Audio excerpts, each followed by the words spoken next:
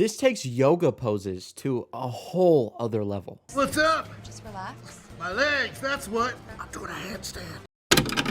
In a Violent Nature is the newest high-concept horror movie in theaters now. It received a ton of buzz coming out of its film festival run, and I was lucky enough to see it about a week ago, so I wanted to hop on here and give my thoughts about the movie because it's definitely been talked about a lot for a variety of different reasons. Every few years, we get these high-concept horror movies like this that really spark an interest in the genre. It rejuvenates a genre that otherwise tends to fall into the repetitive cliches. We got Mad God in 2021, Skinamarink last year, and now this movie, which the basic concept is it's a story told from the perspective of the killer. I'm a big fan of experimental horror, especially because horror is likely my favorite genre. Anytime it's able to find a way to step out the box and ignite something fresh into the genre, that's exciting for me. It doesn't mean that it always works out, but the fact that it was ambitious enough to take it to those limits is something I can appreciate. And without a doubt, I think In a Violent Nature is a film that you absolutely need to check out just for the experience alone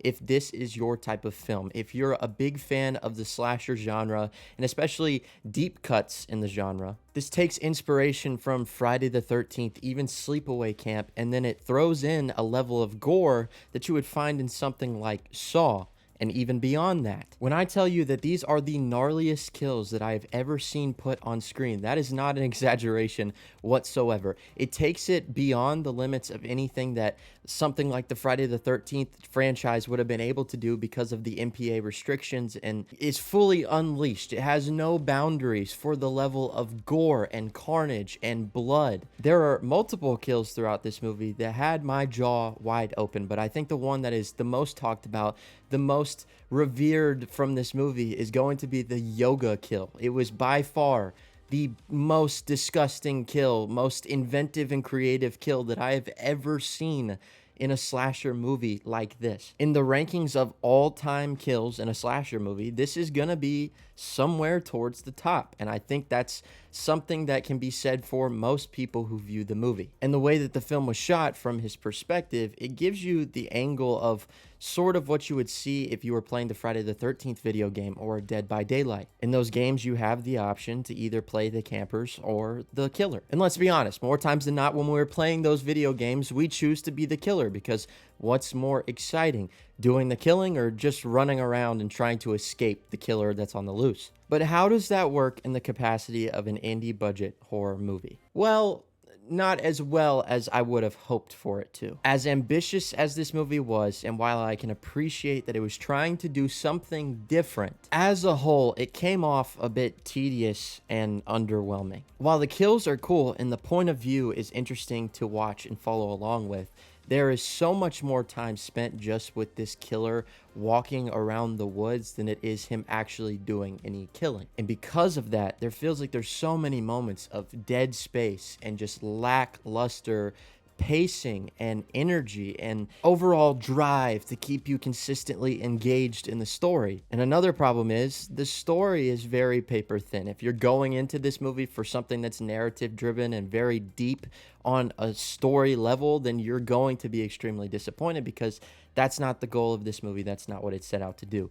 There's a very straightforward premise that it sticks to, but the majority of it is just following along with this killer as he takes steps to his next victim. There were a lot of comments being made coming out of this film at even film festivals that there was just a lot of walking, and that is no exaggeration here. There is a ton, and I mean a ton, of walking here. Almost to the point where at times you forget that you're actually in a horror movie, and if it wasn't for certain things they do with the sound design, you would completely forget that. In fact, there were moments to where you get extremely relaxed and sort of just your guard goes down completely because it's just a man walking around in a forest in a very peaceful setting. And so when there's no action going on screen, or if he's not interacting with the other characters at play, then it's just very tranquil. Tranquil's the word I'll use there. When the kills happen, I was fully engaged. It definitely seems like they put all of their time and energy into crafting a story around these kill sequences to make them as memorable as possible, and for that, it worked. And that's why I would say if you're a fan of the genre, you should check it out just for the experience of watching those kills alone. But if you want your audience to stay engaged, you've got to have some other sort of world building or story involved to keep them attached.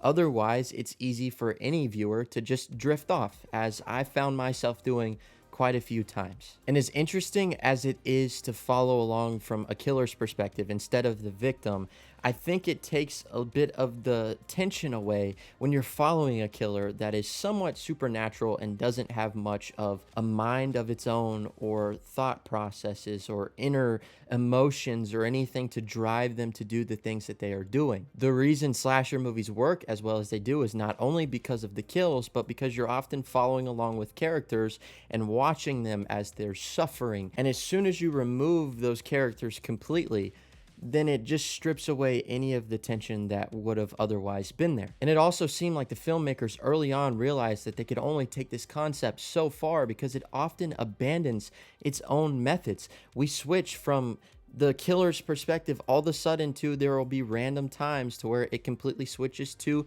the victim's perspectives, the people in the woods, what they're doing, their conversations that they are having. A majority of the last act of this movie doesn't even take place with the killer. It's completely from the perspective of the victim as they try to escape. And that would work with any other slasher movie, but not one that is trying to sell you on the fact that it's told from the perspective of the killer. So overall, while it was definitely an interesting exercise and deconstruction of the genre, I found it quite a bit lacking. It absolutely, no doubt, has some of the most gory kills that I've ever seen put to screen and ones that will stick with me for quite some time, but beyond that, it just doesn't feel like it has a lot to offer. And so with all that being said, I'd have to give In a Violent Nature a 5 out of 10. But as always, guys, make sure to comment down below. Let me know your thoughts and opinions on In a Violent Nature if you've checked it out.